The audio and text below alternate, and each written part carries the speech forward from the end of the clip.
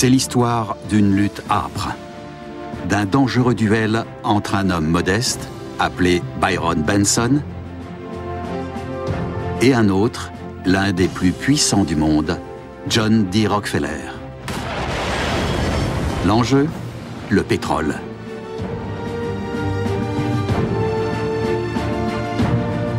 Devant le mania, Benson ne renoncera jamais. Et sa persévérance fera entrer le monde dans une ère nouvelle.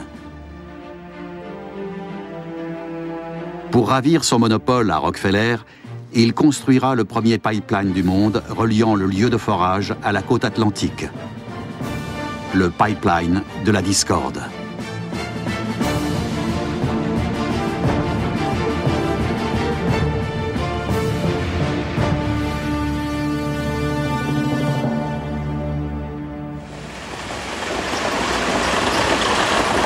Titusville, en Pennsylvanie, été 1878.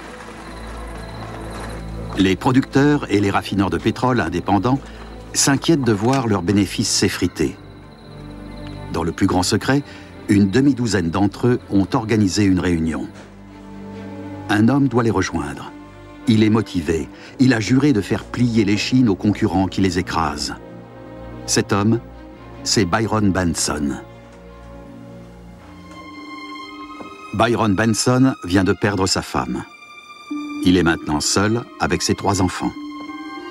En arrivant à la réunion, c'est aussi leur avenir qu'il veut défendre.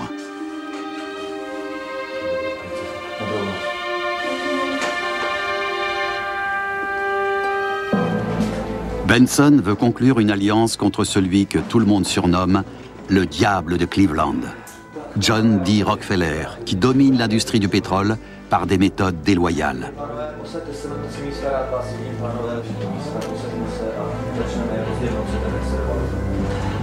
Le gouvernement refuse d'intervenir.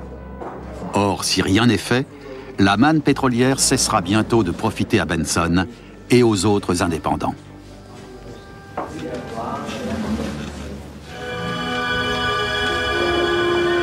L'exploitation industrielle du pétrole est née 20 ans plus tôt à Titusville même.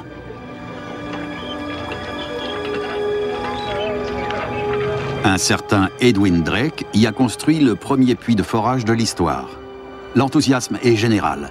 Le pétrole apporte la solution à l'un des problèmes les plus impérieux de l'époque. Une fois transformé, il peut servir de combustible d'éclairage, remplaçant l'huile de blanc de baleine, coûteuse, et le gaz des lampes, très dangereux. La demande ne cesse d'augmenter. Plusieurs milliers de sociétés pétrolières voient le jour en Pennsylvanie. C'est la ruée vers l'or noir.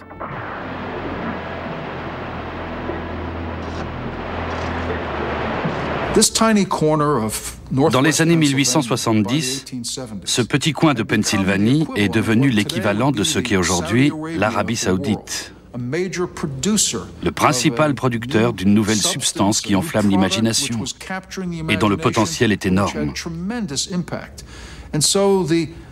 Ce qui se passe dans cette région a des répercussions partout, aux États-Unis et dans le reste du monde. Le pétrole est extrait de réservoirs souterrains avec des moyens rudimentaires. Les utilisations possibles de cette matière visqueuse étaient alors mal connues. On s'en servait essentiellement pour lubrifier les timons de voitures.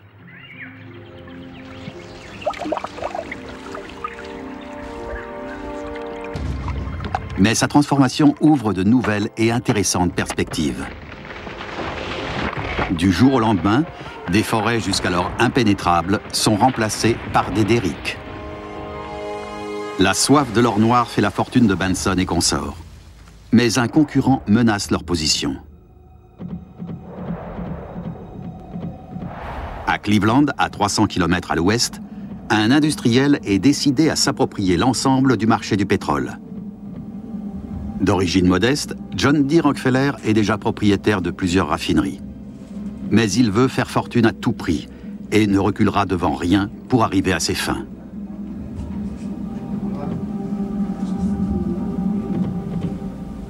Et pour neutraliser les producteurs indépendants, il a recours à une stratégie peu régulière.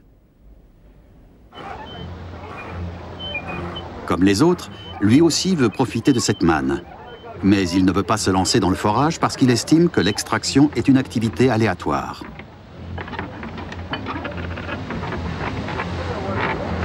Rockefeller préfère se concentrer sur le raffinage et la distribution. Il sait que s'il contrôle le transport du pétrole jusqu'aux raffineries, il aura la mainmise sur toute la chaîne. Les producteurs acheminent laborieusement leur pétrole dans des barils jusqu'à la gare ferroviaire la plus proche. Pour tenir les pétroliers en son pouvoir, Rockefeller décide de mettre la main sur toute la filière du transport.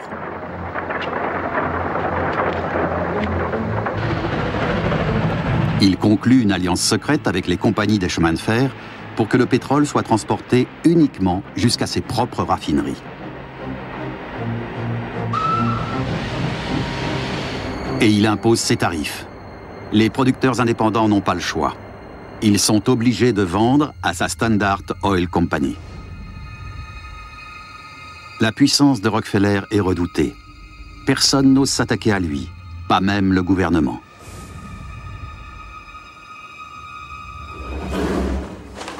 Personne sauf Byron Benson. L'homme a mis au point un plan audacieux pour acheminer le pétrole jusqu'aux quelques raffineries encore indépendantes de la côte atlantique. Le pétrole transitera via un pipeline de presque 200 km de long jusqu'à une ligne de chemin de fer indépendante qui dessert la côte.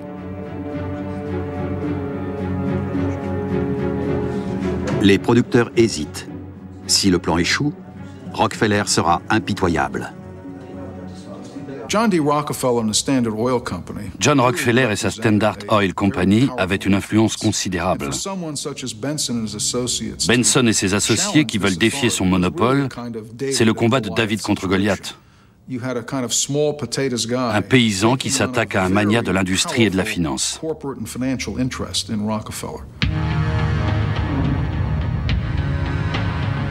Aujourd'hui, le prix du pétrole connaît son niveau le plus élevé. Il s'en consomme 13 milliards de litres par jour dans le monde.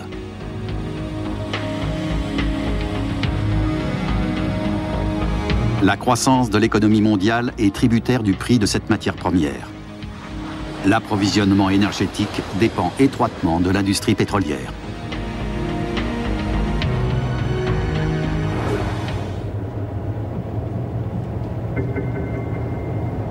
Depuis que le prix du pétrole atteint des records, l'exploitation des gisements profonds est devenue des plus lucratives.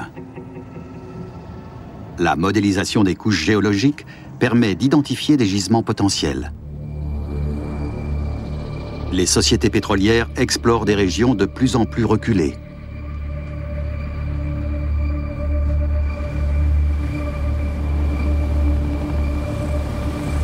Les gisements sont éloignés des raffineries et des centres industriels, et le pétrole doit être transporté de manière fiable et rapide. Le meilleur moyen, les pipelines.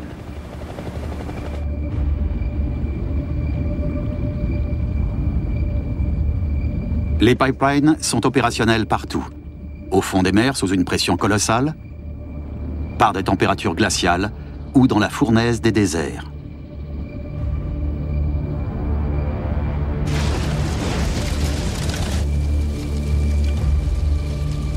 Ils résistent aux conditions météorologiques les plus extrêmes.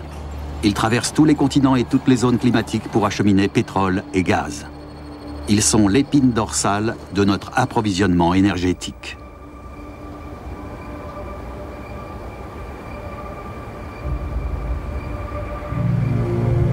Un réseau de pipelines de plus de 3 millions de kilomètres quadrille aujourd'hui la planète, et il s'étend chaque jour.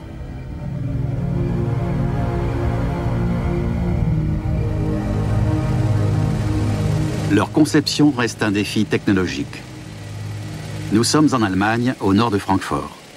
600 000 mètres cubes de gaz seront acheminés chaque heure par ces conduites qui constituent un tronçon du réseau européen.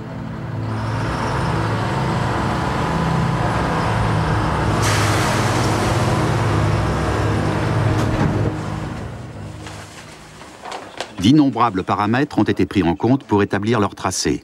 La nature du sol, la topographie, les zones de construction et même les espèces animales protégées. Les travaux préliminaires ont duré 10 ans.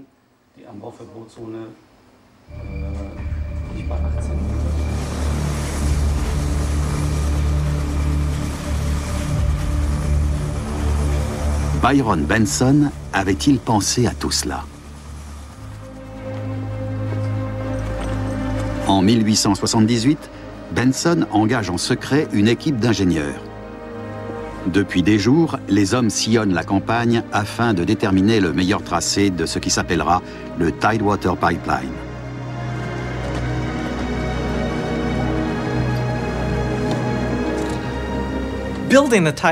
La construction du Tidewater Pipeline a été une véritable épopée, à l'image de la construction du pont de Brooklyn ou du barrage ouvert. Il a fallu surmonter de très grandes contraintes techniques. Tout d'abord, personne n'avait jamais construit des tuyaux de 15 cm de diamètre. Ensuite, il fallait passer dans les monts Allegheny, une région très escarpée et très sauvage.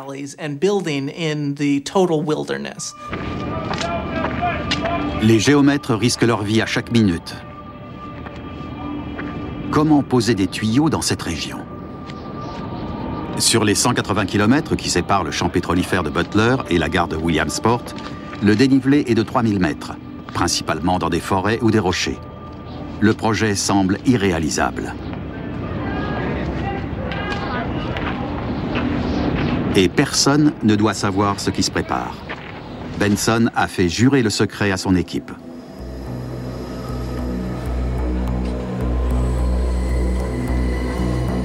Mais l'un de ses ouvriers pense que ces informations pourraient lui rapporter gros. Il lui suffit de les vendre à la bonne personne.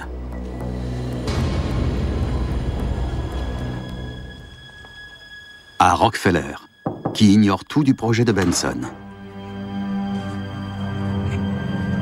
Il se présente à lui et affirme détenir des informations d'une valeur inestimable.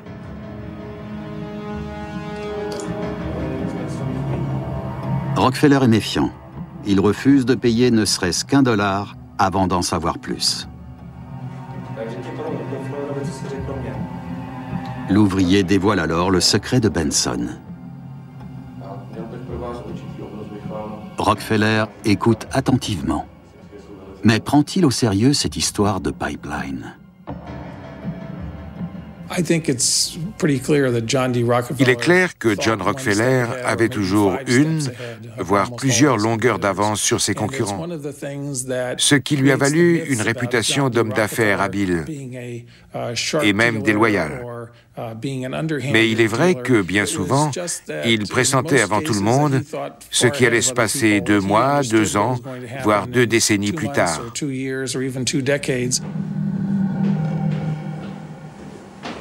Le centre des archives Rockefeller à Sleepy Hollow, près de New York. Le sous-sol abrite toute la correspondance du milliardaire. Une lettre en particulier nous intéresse.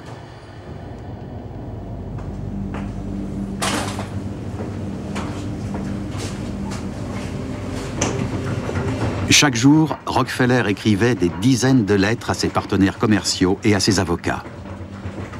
Son abondante correspondance est en grande partie cryptée. Cette boîte contient les lettres de l'année 1878. L'une d'elles nous apprend qu'après la visite de l'ouvrier, Rockefeller a mobilisé ses espions et demandé une enquête poussée.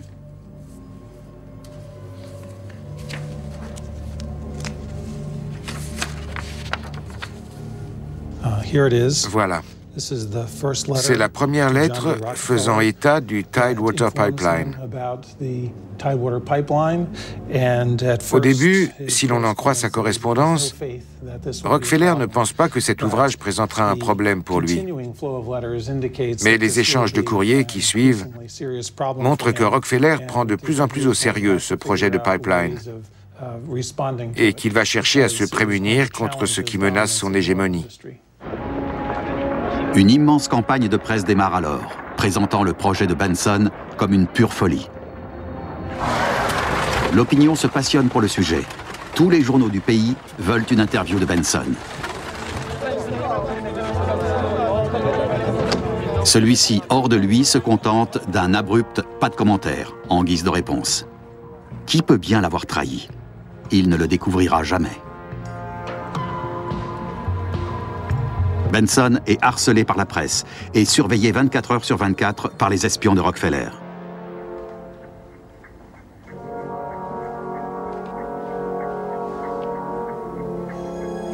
Mais il a d'autres soucis.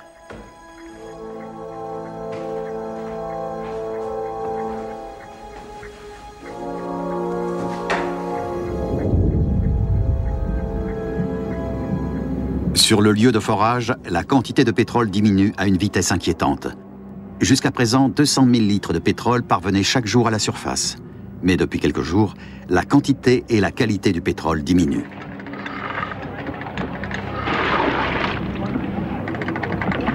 Les producteurs craignent le pire. Si la situation persiste, le gisement sera bientôt tari. La croissance des sociétés pétrolières et l'avenir de villes entières sont en jeu. Sans compter que le pipeline de Benson deviendrait inutile.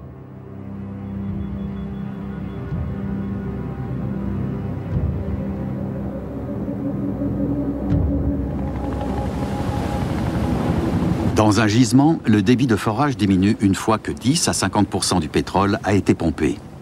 Un procédé complexe permet alors de maintenir une pression suffisante.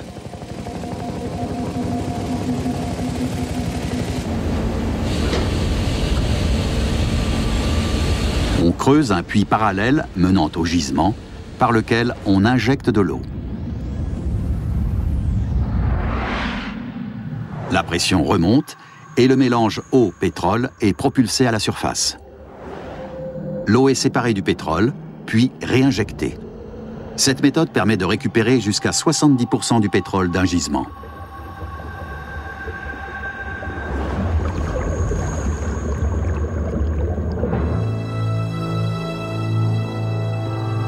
Pennsylvanie, novembre 1878. Benson fonde avec ses associés la Tidewater Pipe Company, chargée de la construction et de l'exploitation du pipeline.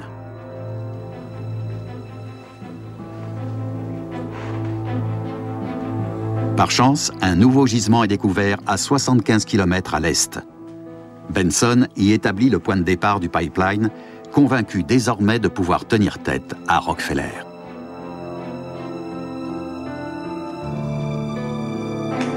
Ses associés en sont moins sûrs. Ils craignent toujours la colère de leur rival.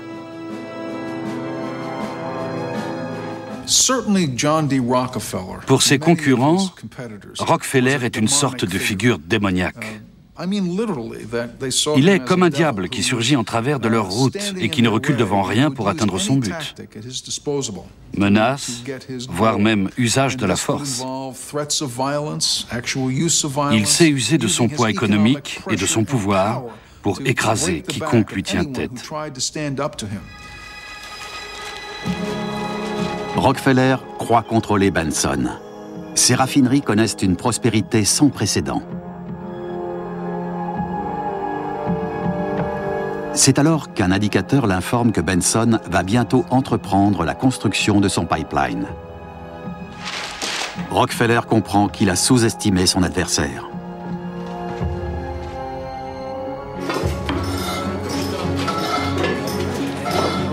Benson réalise les travaux préliminaires et construit des prototypes. Très vite, il se rend compte que les tuyaux ne constituent pas la partie la plus complexe du projet. Le problème principal était de trouver une pompe avec une pression suffisante pour propulser le pétrole à travers la montagne, mais sans trop de puissance pour ne pas endommager les tuyaux. À cette époque, une telle pompe n'existait pas. À l'heure actuelle, les pompes restent les éléments essentiels des canalisations de transport de pétrole ou de gaz naturel. Près d'Aix-la-Chapelle, en Allemagne. L'une des 50 stations de compression dont le rôle est de maintenir une pression constante de 80 bars dans les conduites. À cause du frottement contre la paroi interne du tuyau, la pression diminue en cours de route. Il faut la réajuster sans cesse. Ce qui n'est pas sans danger. La moindre étincelle peut provoquer une violente explosion. Le compresseur rotatif est équipé de plusieurs turbines disposées en série. Il comprime le gaz, puis augmente sa pression pour qu'il s'écoule à la vitesse de 8 mètres par seconde. Plus d'1 million de mètres cubes de gaz par heure sont ainsi comprimés.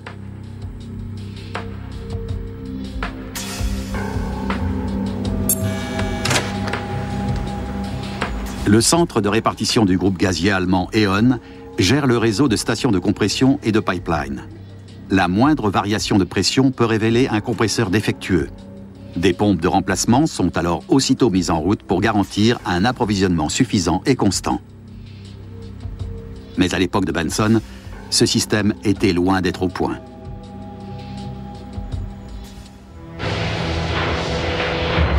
La construction des tuyaux est achevée, mais impossible de trouver une pompe adéquate. Benson décide d'en faire fabriquer une, d'après ses indications, par une entreprise new-yorkaise.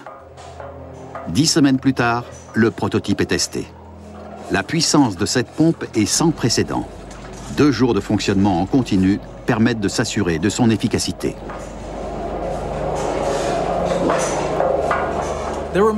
Il y a eu plusieurs prototypes ratés. Avec un des premiers modèles, le pétrole s'était répandu partout. Mais une fois la pompe parfaitement au point, le problème principal s'est trouvé résolu.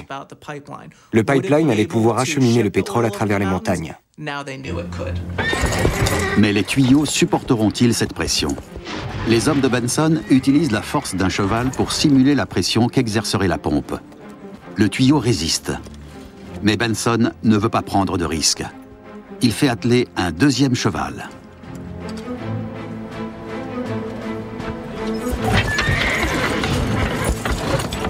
Les tuyaux tiennent bon. Le métal ne cède qu'au bout de 5 minutes. C'est la première épreuve de charge d'un pipeline. Aujourd'hui, les tests de sécurité sont obligatoires. Par exemple, pour éprouver la solidité d'un tuyau, on injecte de l'eau à pression croissante jusqu'à ce qu'il éclate. Dans des conditions normales d'exploitation, la pression n'excède pas 100 bars. Une pression égale à celle constatée à 1000 mètres de profondeur sous-marine. Mais les normes de sécurité imposent une résistance supérieure. Les techniciens observent comment se comporte l'acier soumis à de telles contraintes et l'endroit où il se déforme. Ces tuyaux transporteront du gaz sous haute pression. Aucune défaillance ne saurait être tolérée. Comme à l'époque de Benson, la plupart des tuyaux sont cylindrés. Seules les capacités ont changé. Aujourd'hui, cette machine exerce une pression de 60 000 tonnes. S'il y a une différence, ne serait-ce que de quelques dixièmes de millimètre, ce tuyau de 8 tonnes sera mis au rebut.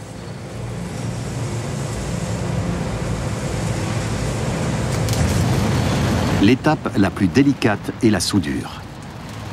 Chaque tuyau de 18 mètres de long est soudé de l'intérieur en plusieurs passes. Des têtes de soudure montées en série assemblent hermétiquement des parois de 4 cm d'épaisseur.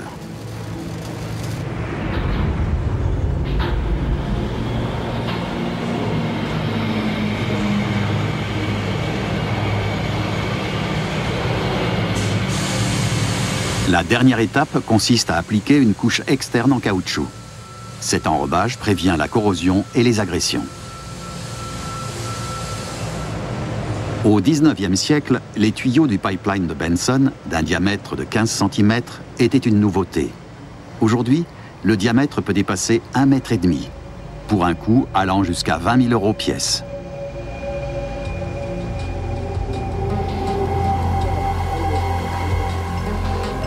Tout est prêt pour les essais. L'eau est injectée dans le tuyau avec une pression croissante. Le double de la charge normale est atteint et le tuyau tient bon.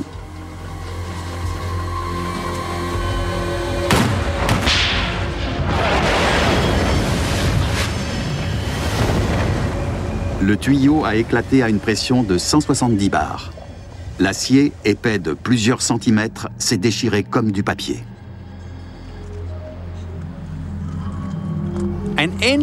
Chaque tuyau subit le même test, mais pas jusqu'à l'éclatement. Ce contrôle de haute pression, environ 2 fois la pression normale de fonctionnement, doit démontrer l'absence de défaut sur l'ensemble du pipeline. Les tests de sécurité n'ont cessé de se perfectionner.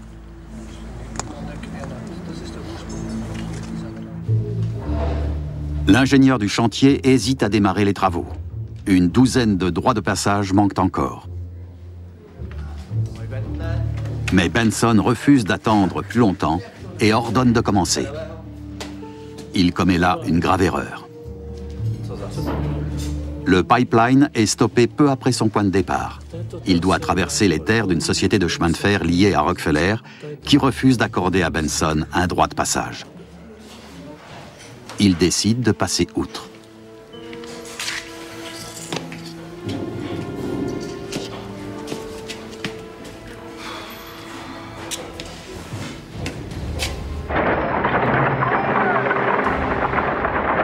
Mais les cheminots s'en prennent violemment aux ouvriers et ils ont le dessus. Face à cette résistance, Benson saisit la justice.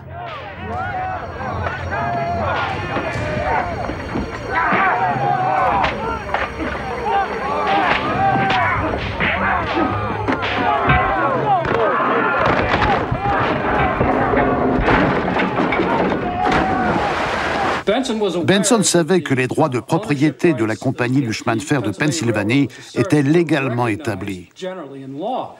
Cela ne l'a pas empêché de plaider que la construction d'un pipeline reliant les gisements pétrolifères à la côte atlantique était dans l'intérêt public et donc prévalait sur le droit à la terre. Les tribunaux lui ont donné raison et l'ont autorisé à traverser les terres de la société de chemin de fer. Ce jugement a permis une avancée décisive. Sans cela, le pipeline n'aurait jamais vu le jour. En apprenant la décision du tribunal, Rockefeller est furieux. N'a-t-il pas toujours fait preuve d'une grande générosité à l'égard des juges? Ne lui doivent-ils pas quelques faveurs?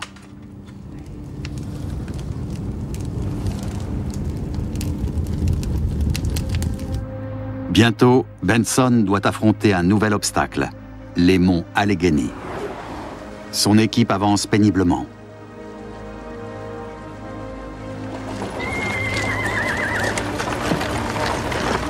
Sans compter les problèmes techniques. Benson a conçu un nouvel outil pour assembler les tuyaux.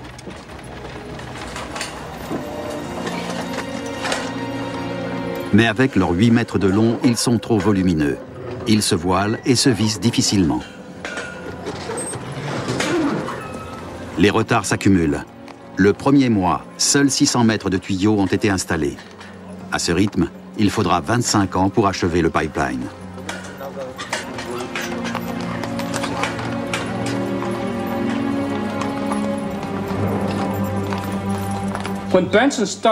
Quand Benson construit son pipeline dans le nord-ouest de la Pennsylvanie, il est au milieu de nulle part. Il n'y a pas de route et la ligne de chemin de fer la plus proche est contrôlée par la compagnie du chemin de fer de Pennsylvanie. Il doit donc nécessairement faire appel à elle pour acheminer les tuyaux. Cela semblait impossible, mais il l'a fait. Le transport des tuyaux est aujourd'hui encore une étape clé dans la construction de pipelines. La région de la Hesse, en Allemagne, abrite 14 zones de stockage. Pour éviter d'endommager l'enrobage en caoutchouc, les tuyaux sont manipulés par des grues équipées de palonniers à ventouse. Les constructions de pipelines dans le monde sont si nombreuses que ces conduites doivent être commandées 5 ans à l'avance. Le service de livraison est toujours sous pression. Il doit expédier des quantités précises de tuyaux chaque jour. La rapidité est un impératif, car quelques kilomètres plus loin, la prochaine étape est déjà entamée.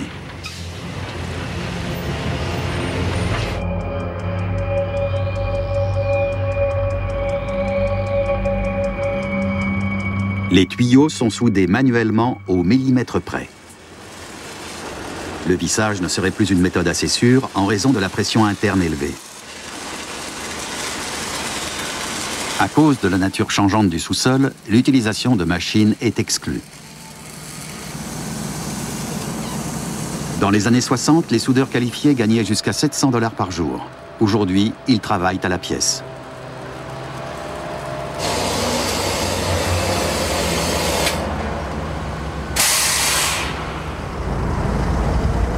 Pour vérifier les soudures, on envoie des drones à l'intérieur du pipeline. Sur celui-ci, en construction dans la Hesse, 20 000 soudures sont ainsi inspectées. Le pipeline progresse de 2 km par jour.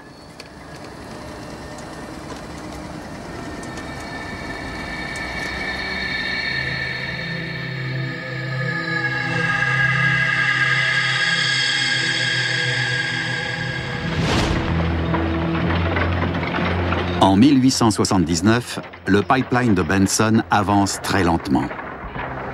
Mais une fois que les hommes sont familiarisés avec le travail, le rendement journalier s'améliore.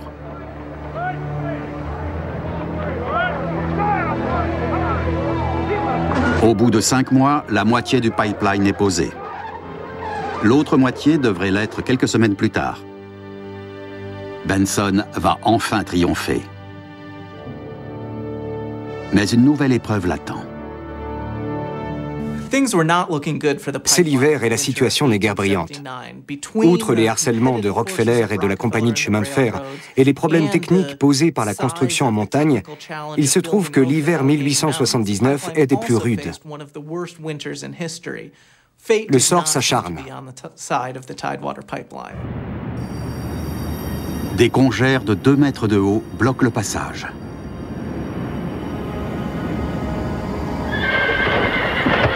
Benson utilise des traîneaux pour transporter le matériel. Jusque-là, la progression était pénible. Elle devient maintenant presque impossible. Les incidents se multiplient.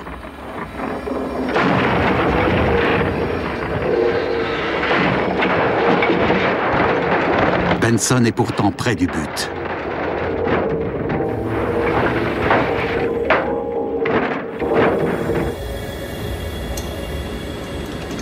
Nous sommes à 100 km au large des côtes de Norvège. On s'apprête à descendre une cloche de plongée au fond de la mer du Nord.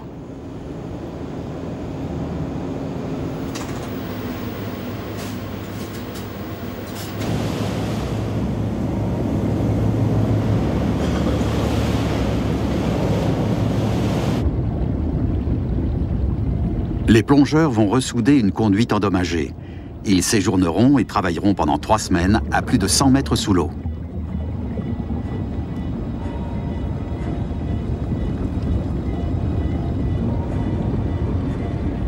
Toutes les étapes de la plongée sont surveillées depuis le navire. Positionner la cloche exactement au-dessus de la conduite à réparer est un travail de haute précision.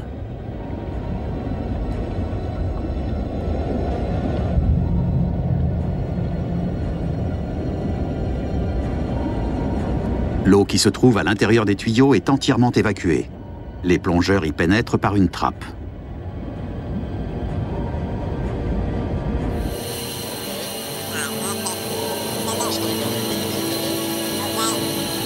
À cette profondeur, ils respirent un mélange d'hélium et d'oxygène.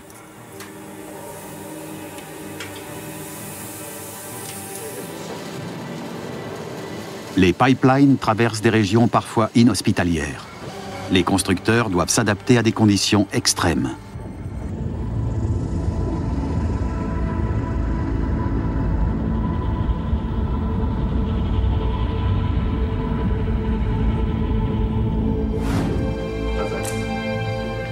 En 1879, à Cleveland, on fait la fête. Les associés et les conseillers de Rockefeller sont d'excellente humeur. Ils sont convaincus que la neige sonne le glas du projet de Benson. Mais Rockefeller ne veut pas se réjouir trop tôt. Il sait que Benson est persévérant. Et la neige fond plus vite que prévu. Rockefeller ordonne alors à la direction de la compagnie ferroviaire de ne plus acheminer le matériel.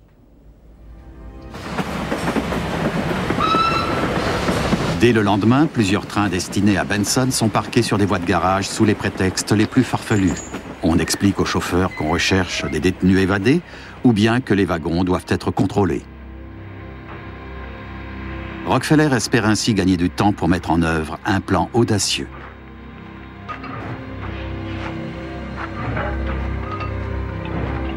Benson ne détient pas tous les droits de passage sur le tracé du pipeline. Rockefeller va se charger de le lui rappeler. Il fait acheter par des hommes de paille plusieurs parcelles de terre sur un axe nord-sud. un blocus censé couper définitivement la route à Benson. Les monts Allegheny deviennent le théâtre d'une guerre foncière. Rockefeller a recours à tous les moyens imaginables pour établir une ligne de blocus. Benson envoie ses géomètres effectuer de faux tracés pour les garer. Rockefeller n'est pas dupe et il est assez riche pour acheter toutes les terres qu'il veut. Il est prêt à payer jusqu'à $250 000 pour une petite ferme au fin fond de la Pennsylvanie, dans le seul but d'arrêter Benson. Benson joue contre la montre. Il se déplace en personne pour parler aux fermiers qui n'ont pas encore vendu leurs terres. Beaucoup se laissent convaincre et se rallient à son projet. Il regagne du terrain.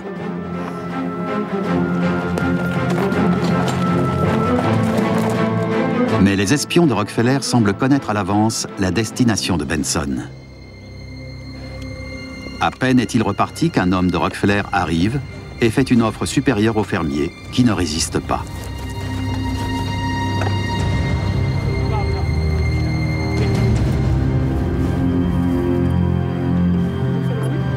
Benson est convaincu qu'il y a un traître dans son équipe.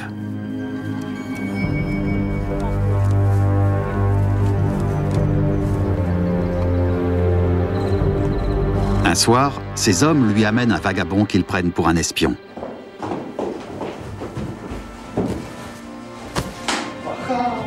On l'a vu traîner autour d'un bureau du télégraphe que Benson fréquente régulièrement. L'homme nie, mais s'empêtre dans ses contradictions. Benson va lui arracher la vérité.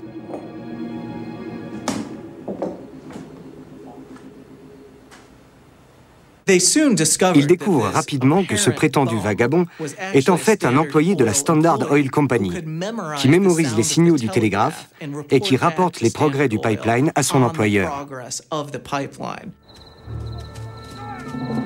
L'espion neutralisé, Benson peut agir sans être surveillé et obtenir les droits de passage aux endroits stratégiques. Il peut briser le blocus de Rockefeller, à condition que ses hommes agissent vite. Et ils agissent vite. Rockefeller est pris de vitesse.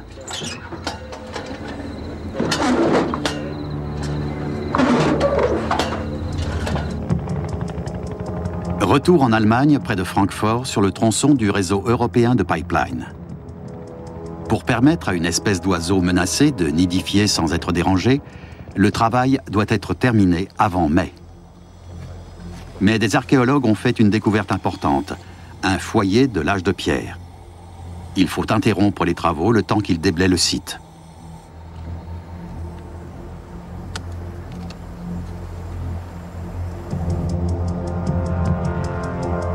« 24 heures plus tard, le site est dégagé. Les travaux reprennent sans tarder.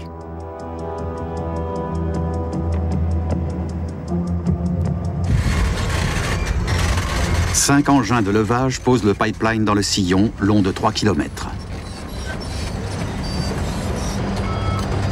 Le poids du pipeline en acier atteint presque 1000 tonnes. Si l'un des engins basculait, il entraînerait les autres. Une réaction en chaîne fatale. Ce genre d'accident a déjà coûté la vie à plusieurs personnes.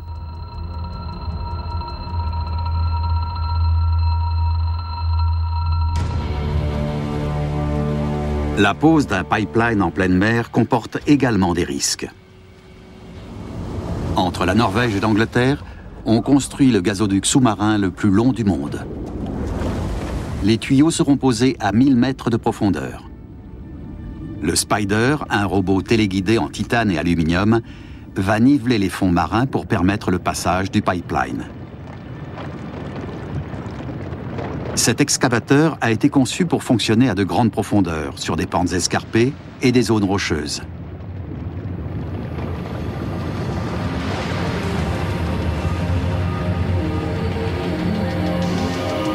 Depuis la salle des commandes, 6 caméras et des centaines de capteurs transmettent les informations nécessaires aux opérateurs.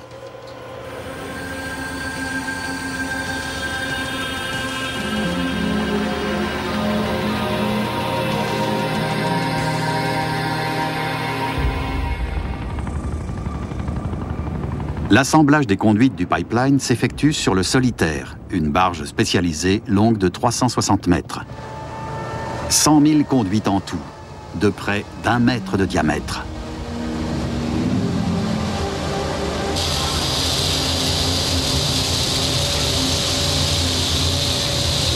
Toutes les 3 minutes, un nouveau tuyau en acier est soudé, puis descendu au fond de la mer sur un tapis roulant.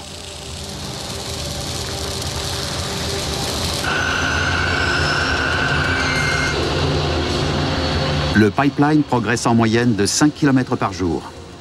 Ce projet pharaonique mobilisera des équipes 24 heures sur 24 pendant plusieurs semaines. Au final, ce sont 1200 km de pipeline, d'un poids supérieur à 1 million de tonnes, qui seront plongés dans la mer du Nord.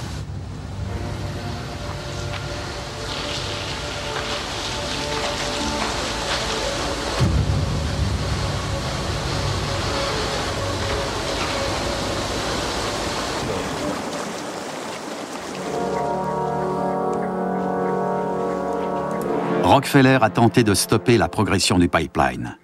En vain. Benson a déjà envoyé ses invitations pour l'inauguration. Cela ne semble pas entamer la sérénité de Rockefeller. Il est persuadé que Benson va subir un nouveau revers.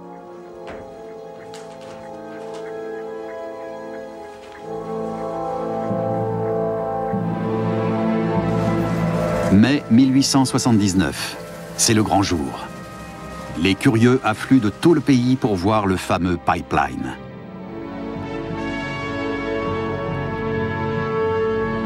À midi pile, on ouvre les vannes. 2 millions de litres de pétrole brut jaillissent de la citerne et s'engouffrent dans les tuyaux. Soudain, l'alarme retentit. Les ouvriers recherchent la panne.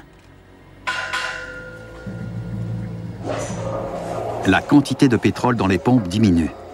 Et pourtant, la pression monte. La panne reste introuvable.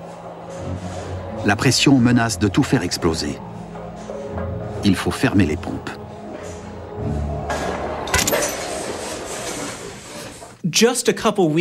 Quelques semaines avant la mise en service du Tidewater Pipeline, Rockefeller écrit à un de ses associés qu'il prévoit des problèmes sur le pipeline. Soit il a effectivement des doutes quant à la fiabilité de cette nouvelle technologie, soit il a un atout dans sa manche.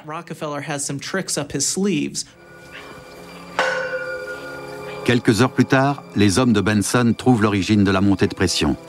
Le pipeline a été obturé avec des cordes et des pierres. Ce sabotage révèle le point faible de son ouvrage.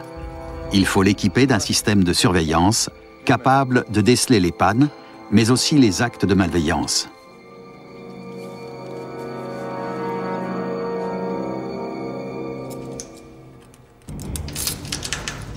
Les archives du musée Drake Well, en Pennsylvanie, montrent la solution imaginée par Benson.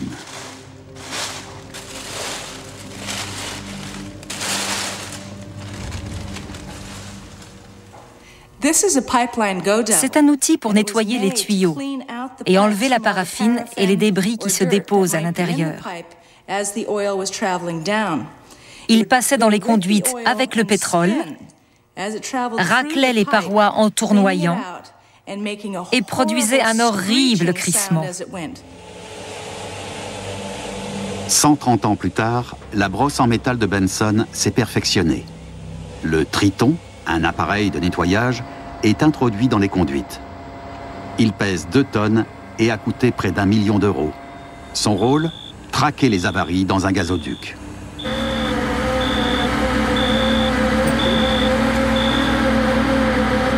L'introduction du Triton se fait hydrauliquement. Une opération délicate, car son diamètre correspond au millimètre près à celui de la conduite. La moindre défaillance détectée implique l'arrêt du pipeline durant des semaines, avec des pertes financières importantes. Une fois le racleur introduit, les vannes sont ouvertes pour laisser circuler le gaz. C'est l'injection de gaz qui propulse l'appareil dans les conduites.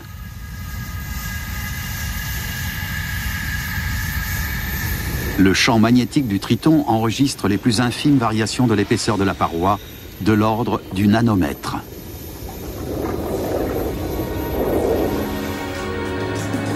Sur 100 km, il peut y avoir jusqu'à 50 000 rapports d'anomalies.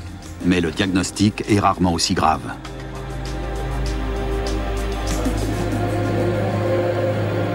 Le technicien a détecté un écart plus important. À cet endroit, les tuyaux ont une éraflure de presque 3 mm de profondeur. Pas encore critique, mais à surveiller. Les racleurs voyagent à l'intérieur des pipelines en permanence, partout dans le monde. 1879. Le pétrole s'écoule sans obstacle jusqu'à destination. Benson a réussi à libérer la région de l'emprise de Rockefeller.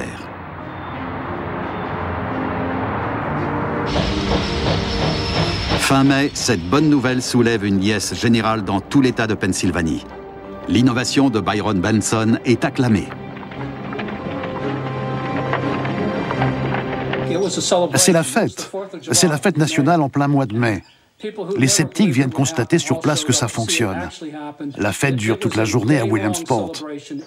Les gens viennent voir ce qu'ils considèrent comme l'une des merveilles du monde.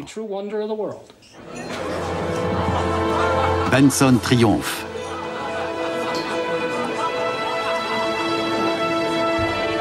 C'est alors que lui parvient une information préoccupante.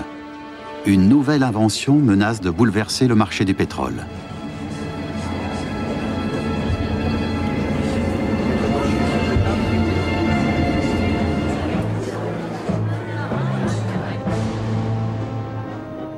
« 1879. Thomas Edison organise une parade lumineuse pour présenter son invention, l'ampoule électrique. Après l'huile de blanc de baleine et le pétrole, elle devient la nouvelle source d'éclairage. Dans les grandes villes, les ampoules illuminent la nuit. Le prix du pétrole atteint son niveau le plus bas.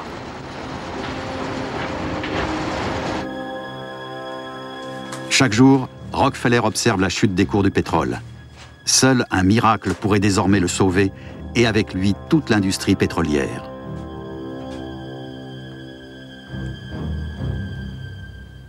Ce miracle, ce sera l'invention du moteur à combustion et la généralisation de l'automobile.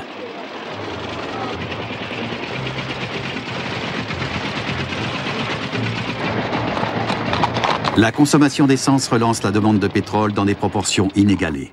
En quelques années, l'automobile a envahi les principales métropoles.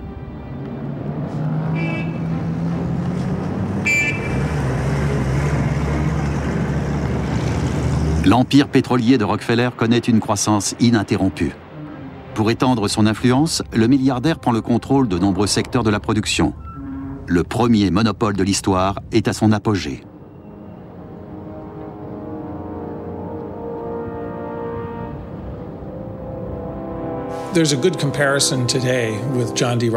Je pense qu'on peut comparer John Rockefeller à Bill Gates et au monopole que celui-ci a développé avec Microsoft. Les deux hommes ont fait fortune dans une branche innovante. Ils possédaient plusieurs petites sociétés sans ligne directrice claire, mais tous deux étaient des visionnaires qui ont implacablement poursuivi leurs ambitions.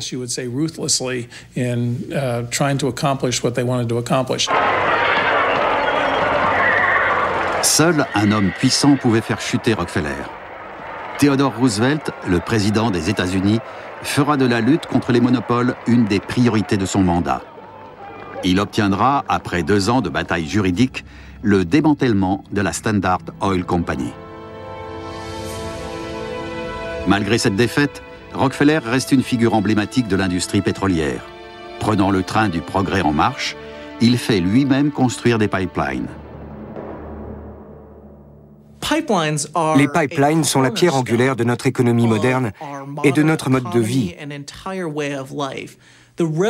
La révolution engendrée par la technologie du Tidewater Pipeline a influencé pratiquement tous les domaines de notre vie, des moyens de transport à l'exploitation de l'énergie. Et tout cela remonte à 1879. En voulant briser le monopole d'un magnat du pétrole, Byron Benson a fourni à toute la filière pétrolière un levier pour augmenter son pouvoir.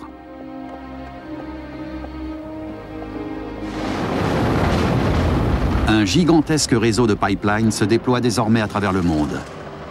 Toutes ces poches de pétrole et de gaz dont nous sommes si dépendants aujourd'hui sont indissociables du nom de celui qui construisit le premier pipeline du monde, le pétrolier Byron Benson.